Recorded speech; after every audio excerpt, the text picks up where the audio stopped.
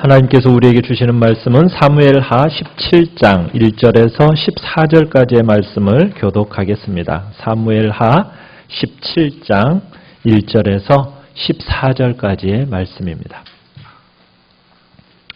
사무엘하 17장 1절 제가 먼저 읽겠습니다.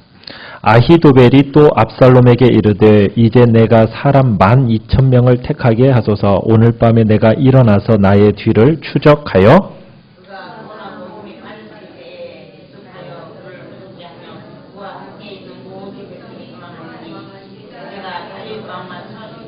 모든 백성이 당신께 돌아오게 하리니 모든 사람이 돌아오기는 왕이 찾는 이 사람에게 달렸습니다. 그리하면 모든 백성이 평안하리이다 하니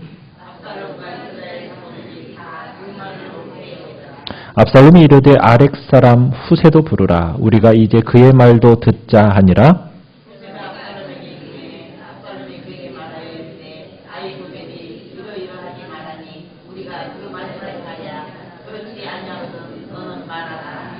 후세가 압살롬에게 이르되 이번에는 아히도벨이 베푼 계략이 좋지 아니하니이다 하고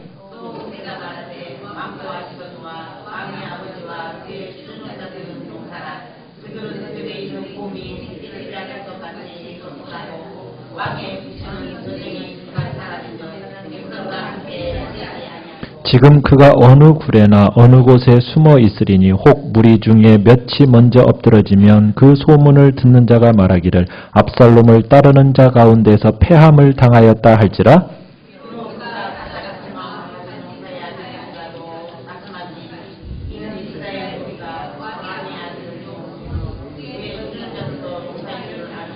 나는 이렇게 계략을 세웠나이다. 온 이스라엘을 단부터 브엘세바까지 바닷가에 많은 모래같이 당신께로 모으고 친히 전쟁에 나가시고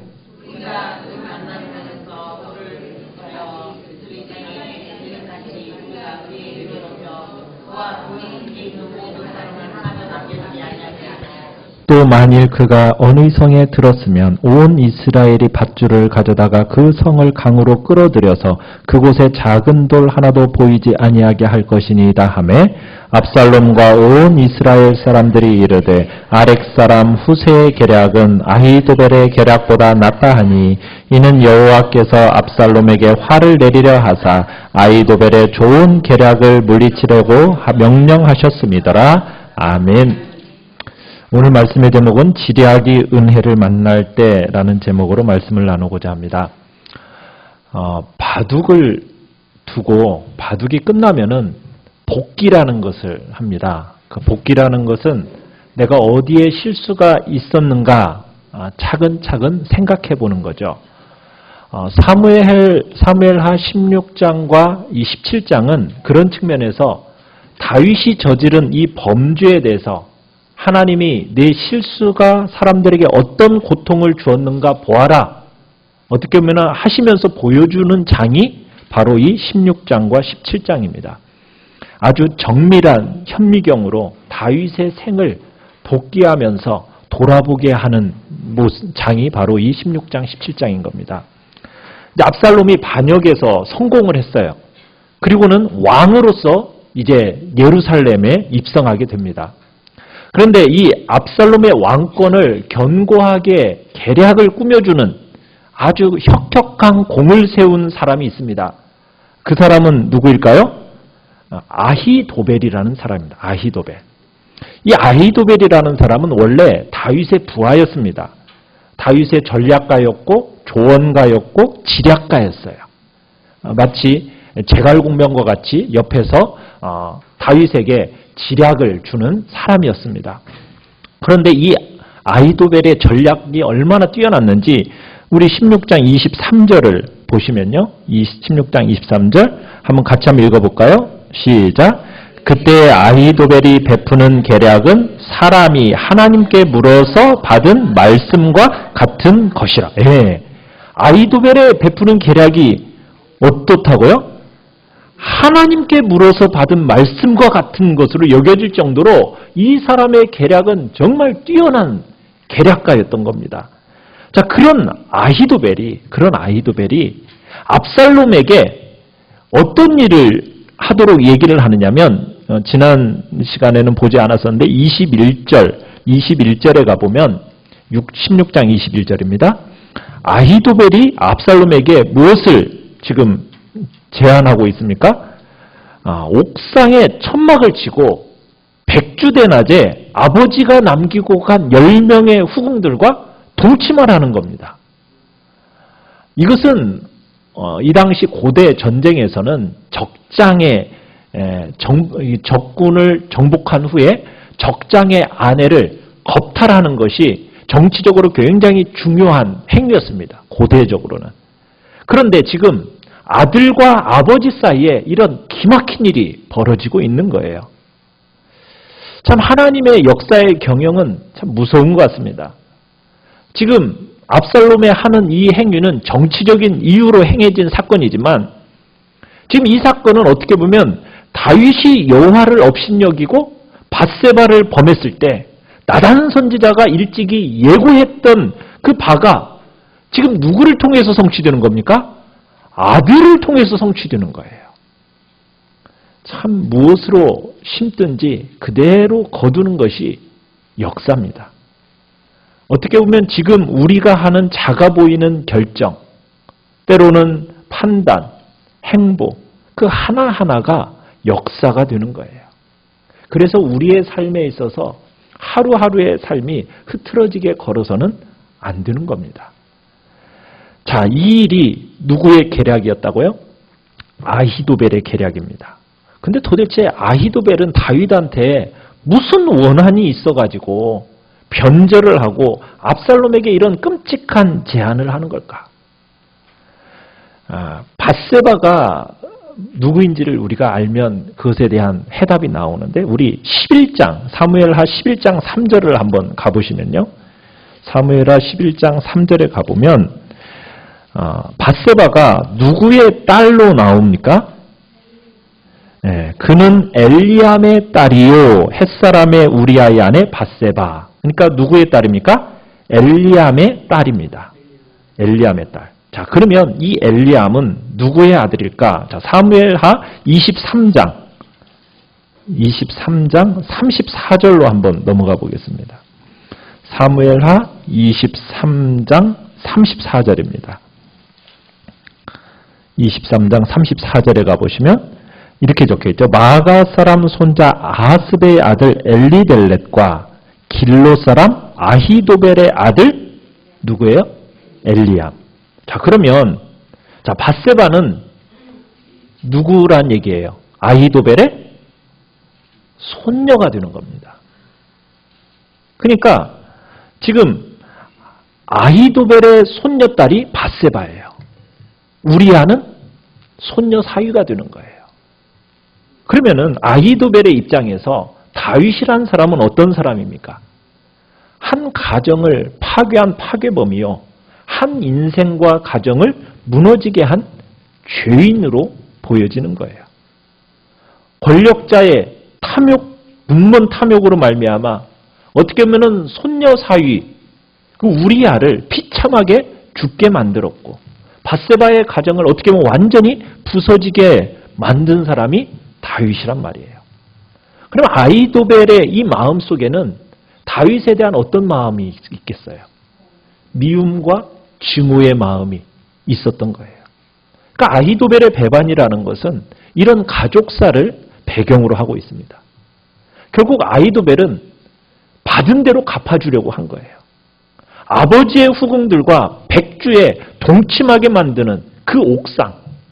여러분 그 옥상은 어떤 곳입니까?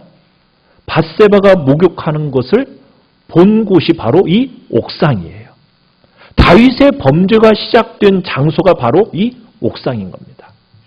그러니까 다윗이 밧세바를 처음 본 그 옥상에서 백주 대낮에 복수가 행해지고 있다는 거예요. 아히도벨, 밧세바의 할아버지에 의해서 차곡차곡 준비가 되어졌고 어떻게 보면 압살롬이라는 수단을 통해서 다윗에게 지금 되갚아지고 있는 겁니다. 자, 그러더니 오늘 17장 1절에서는 이 아히도벨이 또 하나의 계략을 냅니다. 압살롬에게 제안을 해요. 병사 12,000명을 달라고 합니다. 내가 다윗을 쫓아가서 이제 지금 다윗이 지금 굉장히 피곤해 있으니까 이때 완전히 뿌리 뽑겠다. 그러면서 압살롬이 군사회의를 열어서 다윗을 살해야 할 계획을 세우는 거예요. 압살롬의 반역 후에 지금 어떻게 보면 다윗에게 있어서 가장 맞는 큰 위기입니다. 예루살렘을 내어준 후에 지금 요단강을 도하하기 직전입니다. 요단강을 넘어가기 직전이에요. 예루살렘을 왜 다윗이 금방 그냥 쉽게 내어줬을까요? 아마 압살롬이 예루살렘을 딱 입성했을 때 어느 정도 그것을 수습한 후에 추격할 걸로 예상을 하고 미리 그냥 내어주고 빨리 뛰쳐나온 겁니다. 그리고는 그곳에 제사장을 심어놓고 제사장으로부터 기별이 온 후에나 이제 서서히 요단강을 건너갈 걸로 생각을 하고 서둘러 요단강을 건너지 않은 거예요. 그런데요, 아히도벨은 너무나도 정확하게 이 다윗의 약점을 알고 있었던 겁니다. 다윗의 일행이 지금 피곤해 있어요. 피로로 인해서 요단강도 건너지 못한 상태예요. 또 다윗과 함께 가고 있는 사람은 군사들만이 아닙니다. 모두가 무사가 아니라 누구도 있습니까? 어린 아이도 있고 부녀자들도 있어요. 그러니 기동력이 있어요, 없어요? 기동력이 매우 떨어져 있는 거예요. 그것을 아히도벨은 간파한 겁니다. 지금이 다윗을 죽일 수 있는 절호의 찬스라는 거예요. 다윗이 지금 피곤한 몸으로 쉬고 있는 장소는요, 어떻게 보면 예루살렘에서 하룻밤만 그냥 가면은 충분히 도착하고도 남는 요단강 근처입니다. 그러니까 지금 압살롬이 정예군을 딱 급파해버리면 다윗은 꼼짝 못하고 죽을 수밖에 없는 겁니다. 그래서 지금 아히도벨이 지금 그런 권고를 압살롬에게 하고 있는 거예요. 지금 즉시 다윗의 피난 행렬을 급습합시다. 그러면은 다윗 그 한 사람 죽이고 나머지 사람들은 오합지졸이니까 다 흩어질 것이며 그들은 압살롬에게 돌아올 겁니다. 그러니 지금 다윗의 피난 행렬 급습합시다. 참 아히도벨의 참 계략이라는 것은 정말 놀라운 계략입니다. 정확하고 예리한 계략이었어요. 아히도벨의 말대로만 했다면요, 다윗은 죽었습니다. 반드시 죽게 되어 있었던 거예요.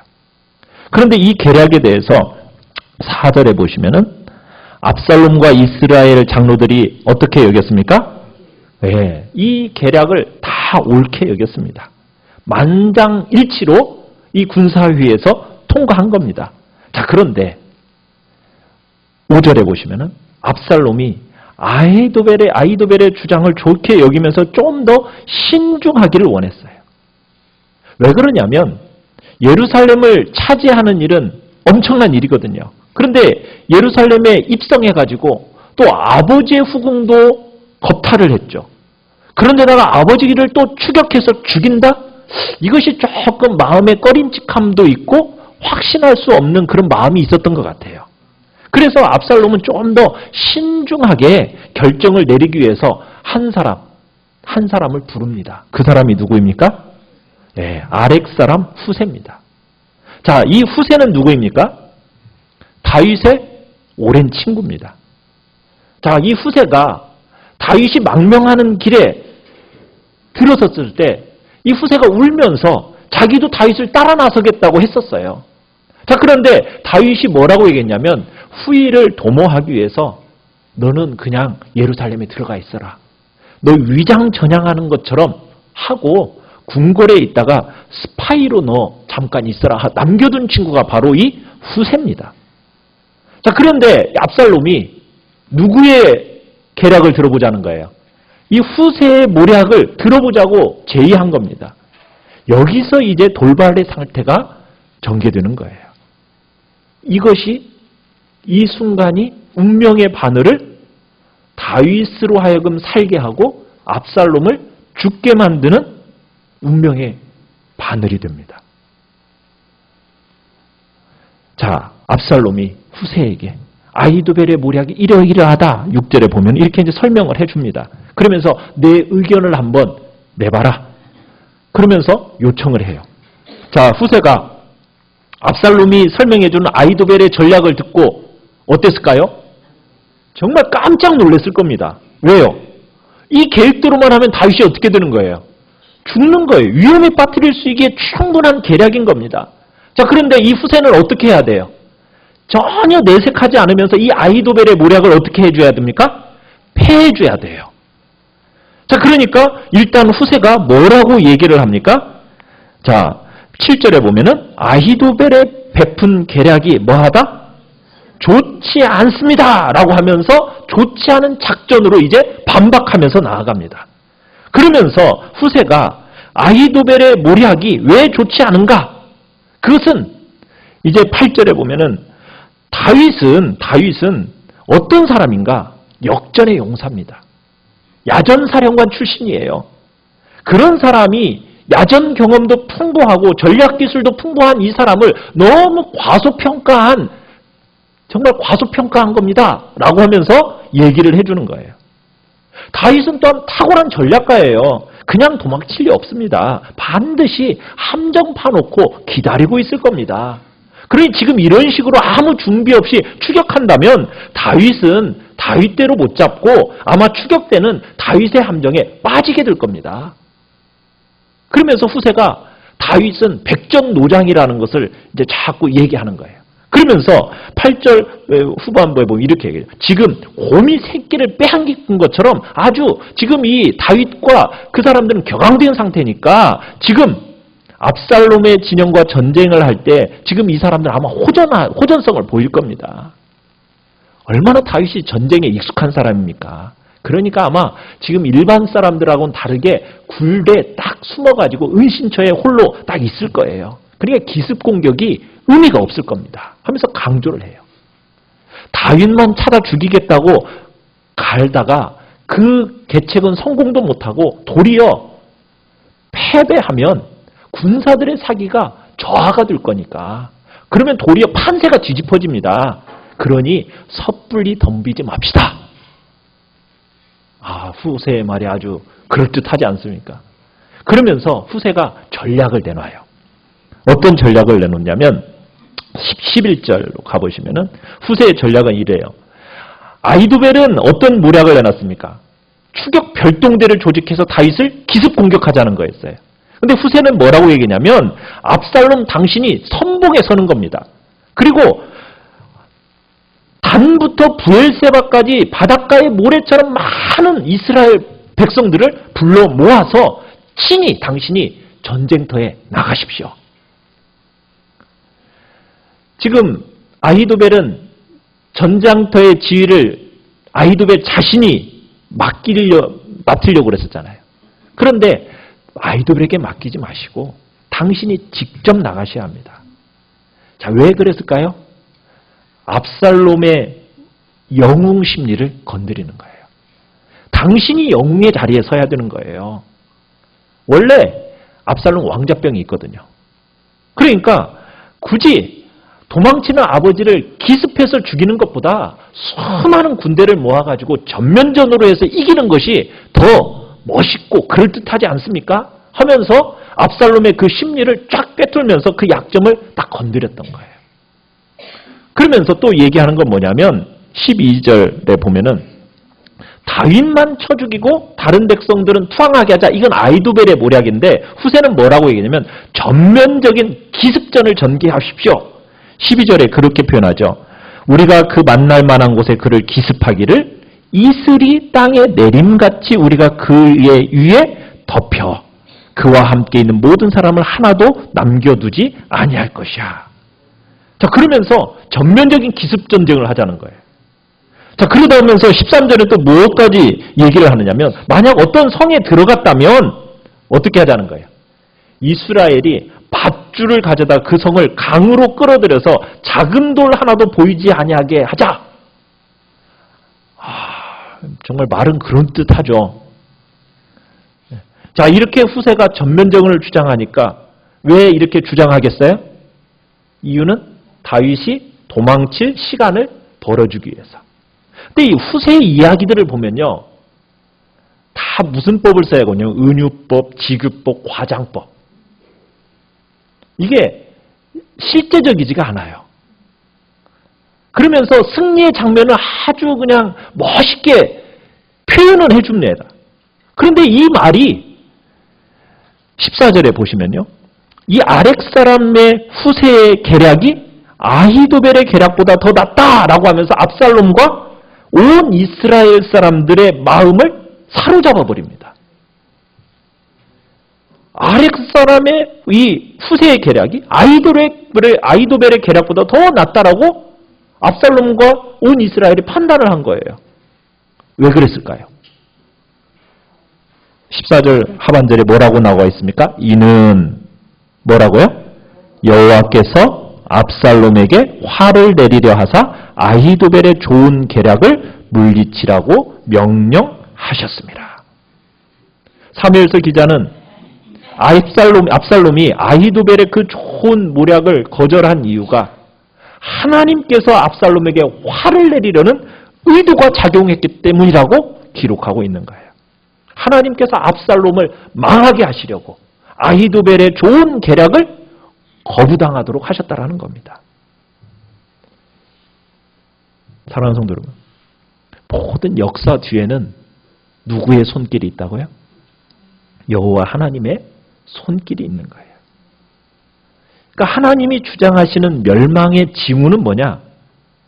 나쁜 계략이 어떻게 보면 좋은 계략을 이겨버리는 현상입니다. 좋은 계략이란 건 뭐예요? 상황적으로 적용하기 좋은 거고 성공 가능하고 어떻게 보면 신속한 실행 가능하게 좋은 게 좋은 계략인 거예요. 나쁜 계략은 뭐냐면 비현실적인 어떤 분석에 입각한 어떤 성공 가능성이 낮은 도모, 그게 나쁜 계략이거든요.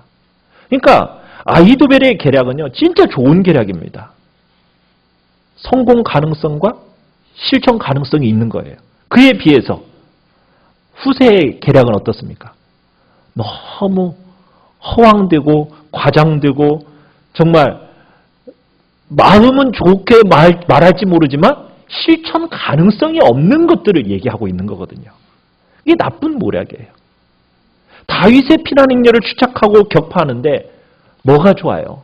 아히도벨의 계략처럼 정말 신속하게 기동군이 가서 하는 것이 정말 그게 좋은 계략이거든요. 그런데 결국에는 압살롬이 좋은 계략을 버리고 나쁜 계략을 채택해버렸어요. 그러니까 아무리 좋은 계략이 있다고 좋은 모략이라 할지라도요, 하나님이 제거하지 않으시면요, 그건 실현될 수가 없는 겁니다. 하나님이 분별력을 딱 박탈시켜버리잖아요. 그러면요, 좋은 모략, 나쁜 모략, 뭐가 좋은지 뭐가 나쁜지 분간할 재간이 없어지는 거예요. 한 나라도 그렇고요, 한 왕조도 그렇고, 한 회사의 명운이 어떻게 보면은 어떤 모략을 선택하느냐가 그게 이제 중요한 건데, 어떻게 보면은 자기 주변에 있는 사람들이 나쁜 이 모략만 일삼는 참모가 있다면 정말 그 왕은 자기 무덤을 파는 왕이 되는 겁니다. 우리나라 역사에 임진왜란이 있었잖아요.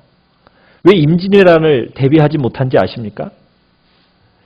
임진왜란의 그 선조 때 일본에다가 통신사 2명을 파견을 했어요. 그래서 2명의 통신사가 각자 2가지 보고서를 제출을 합니다. 한쪽은 동인 대표인 김성일이라는 사람이고 한쪽은 서인 대표인 황윤길이라는 사람이에요. 그런데 김성일이라는 사람의 보고서를 채택하는 바람에 임진왜란을 전혀 대비하지 않았어요. 이것은 역사적으로 잘 알려진 사실입니다. 임진왜란을 일으킬 풍신수길에 대해서 어떤 평가를 내렸느냐면 김성일은 아주 얕잡아 보는 보고서를 올렸어요. 그런데 황윤길은 그 사람은 위험스럽고 야심 있는 인물입니다 라고 보고서를 올렸어요. 그런데 선조와 대신들은 누구의 보고서를 채택합니까? 김성일의 보고서를 채택한 거예요. 그로 인해서 임진왜란을 전혀 대비하지 못하다가 전무후무한 그런 전란을 맞이하게 된 거거든요. 어떤 모략을 택하느냐. 근데 압살롬은 나쁜 모략을 택하게 돼요. 참 인생이라는 게 내 논리대로 진행된다면 얼마나 좋겠어요? 그렇게 되지가 않아요. 아무리 합당하고 상식적으로 보여도요. 하나님이 딱 제가 하지 않으시면요. 어떻게 됩니까? 무산되는 거예요. 그 뒤에는 반드시 뭐가 있어요? 영적인 뭔가가 있는 겁니다. 지략이 뛰어난다고 되는 게 아니에요. 지금 다윗 중요한 게 뭐냐면 하나님의 은혜를 만나야 돼요. 하나님의 은혜를. 다윗이요. 자신의 인생에 있어서 고난에 고난을 겪고 자기의 죄를 보고 자기의 연약함을 확인하게 됩니다. 그런데다가 아히도벨과 압살롬이 모반했다라는 소식을 듣자 다윗이 뭘 하죠? 우리 15장 31절로 한번 넘어가 봅시다. 사무엘하 15장 31절. 15장 31절. 자, 같이 한번 읽어보죠. 시작. 어떤 사람이 다윗에게 알리되 압살롬과 함께 모반한 자들 가운데 아히도벨이 있나이다 하니 다윗이 이르되 여호와여 원하옵건대 아히도벨의 모략을 어리석게 하옵소서 하니라. 네. 아히도벨이 압살롬과 모반했다는 소식을 듣고 다윗은 뭘 하고 있어요? 하나님께 맡기면서 기도하고 있는 거예요. 그 기도가 오늘 이루어지고 있는 겁니다. 기도를 들으신 하나님께서 아히도벨의 그 뛰어난 계략을 어떻게 해버리시는 거예요? 무용지물로 만들어버리신 거예요. 그러니까 이 세상에 아무리 많은 모략과 전략이 있지만은 사람들이 이것 중에 어느 것을 옳고 그러냐 잘 알지 못합니다. 그러나 우리가 여기서 알 수 있는 건 뭐냐면 일의 계획은 사람이 세우지만 그것을 성사시키는 분은 누구라는 거예요? 하나님이시라는 거예요. 미래라는 것은요. 하나님의 영역입니다. 어떤 어려운 일을 당했더라도 그러기에 우리는요. 절대로 자포자기하지 말아야 돼요. 대신에 뭐 해야 됩니까? 기도하는 거예요. 기도를 통해서 사탄의 기가 막힌 전략도 어떻게 하셔요? 그것을 거부하시는 거예요. 하나님께 모든 것이 있음을 우리는 기억해야 됩니다. 아히도벨의 모략, 반역, 실패하게 되는데 그 사건 속에 우리가 신뢰해야 할 대상은 오직 여호와 하나님뿐이라는 것. 그 하나님만 의지하고 그 하나님께 맡기며 기도하는 자로 서는 것이 우리들이 살아가야 할 삶의 방식인 겁니다. 자, 압살롬이 후세를 믿어버렸어요. 그 결과 자신의 무덤을 파게 된 겁니다. 자, 그런데 이제 다윗은 이제 미리 후세에게 정보 전달 방법도 알려줬습니다. 예루살렘에 다윗이 심어놓은 사람들이 있어요. 제사장들이 있고요. 그 다음에 후세가 있고, 그리고는 이 중간 연락책으로서 제사장의 두 아들 요나단과 아히마아스를 딱 세워놨어요. 자, 후세가 사독하고 아비아달 두 제사장에게 이제 아히도벨과 자신의 모략을 각각 설명해주고 그 내용 설명을 해준 후에 다윗에게 급히 전달할 것을 부탁을 합니다.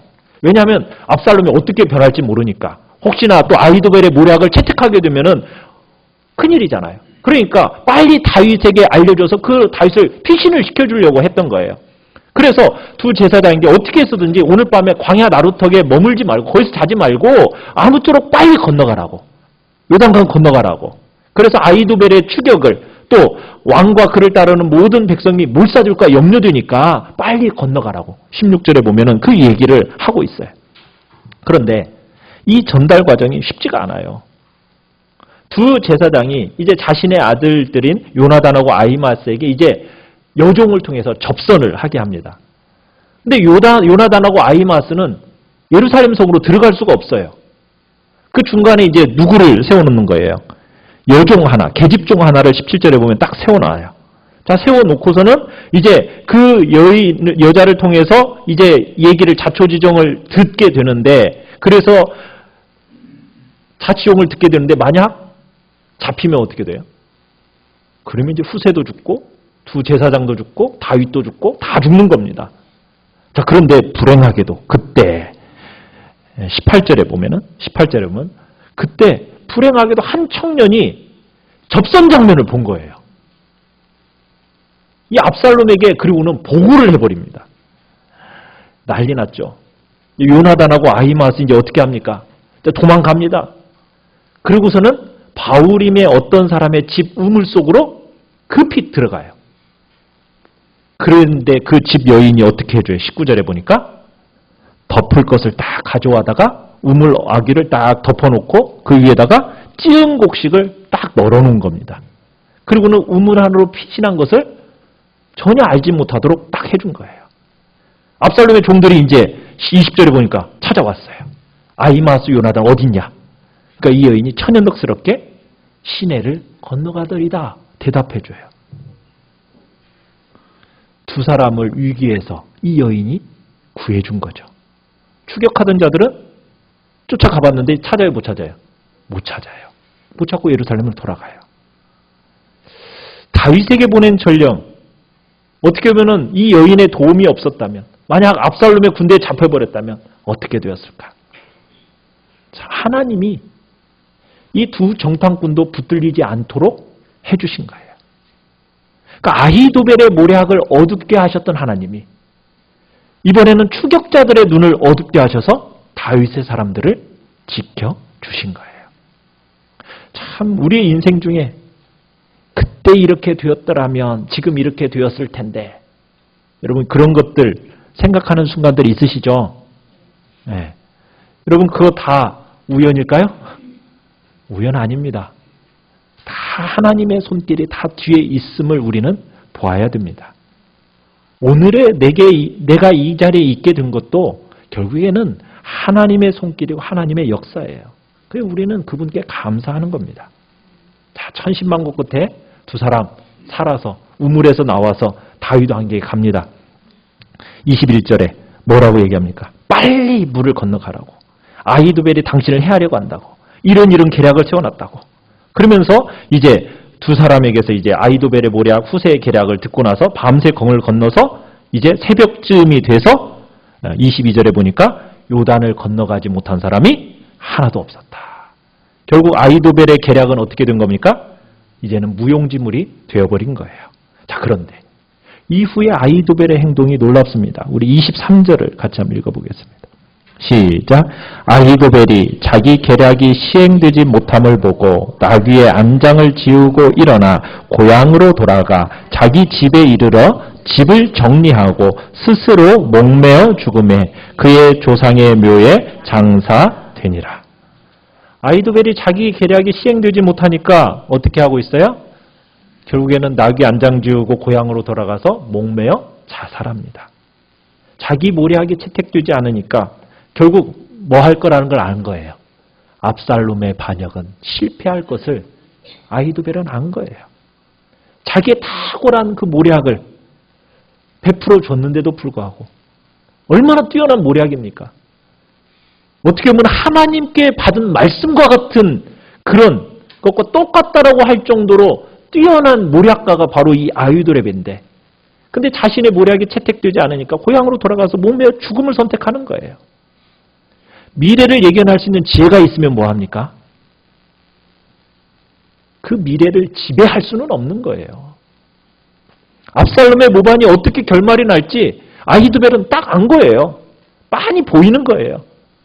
그 결과가 자신도 어떻게 될지 분명히 보이는 상황 속에서 그냥 자살하고 만 거예요.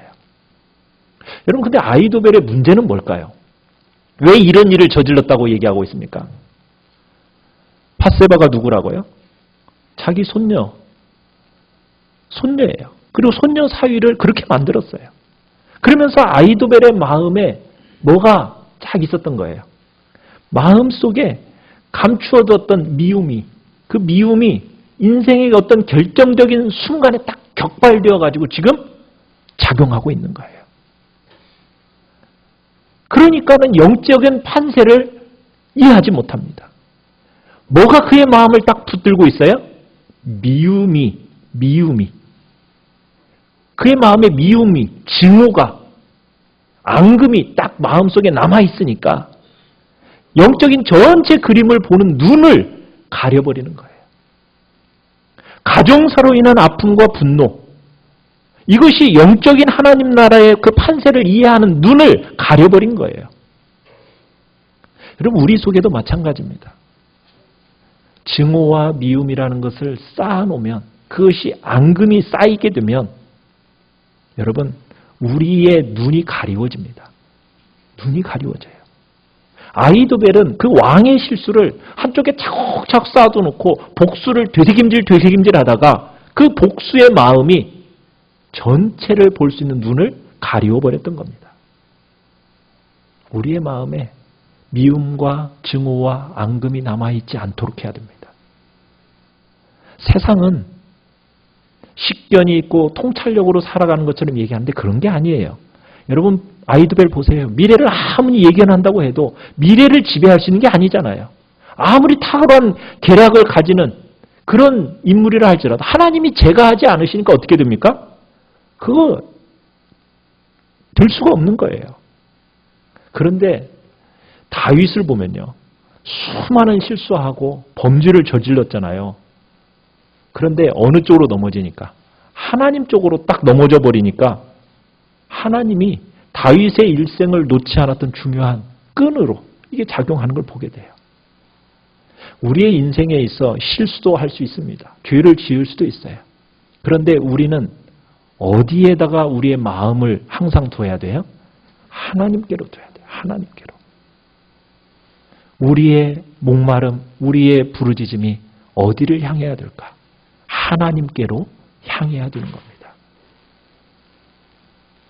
아히도벨은 분노와 증오의 마음으로 가다가 결국에는 인생이 목매달아 죽임당하는 자살로 인생이 끝맺었다면 다윗은 비록 죄와 허물이 많은 존재였지만 하나님께 자신의 모든 것을 드리면서 결국 하나님께로 마음을 드린 결과 그리고 기도로 하나님 앞에 자신의 인생을 내어놓으며 맡긴 결과 그의 인생은 하나님 앞에 살 수 있는 복된 길이 열려지는 겁니다. 오늘 우리는 주님 앞에서 우리의 목마름과 부르짖음을 어디를 향할 것인가? 하나님께로 우리의 마음을 하나님께로 향하겠다고 결단하는 마음.